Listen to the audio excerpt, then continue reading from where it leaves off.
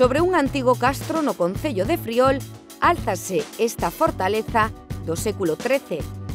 A de San Paio de Narla, tamén coñecida como Torre de Xiá, é un dos castelos mellor conservados e máis antigos da provincia de Lugo. Foi destruído durante as revoltas irmandiñas e no século XVI volveuse a reconstruir, pasando a ser vila dos señores Seixas. En torno a eles existe a lenda do asasinato do señor de Seixas a súa muller, por opoñerse esta á tiranía que exercía seu marido sobre os campesiños que traballaban estas terras. Dícese que o fantasma de Dona Catarina vaga polas estancias do castelo. Incluso hai visitantes que aseguran ter notado o seu espírito.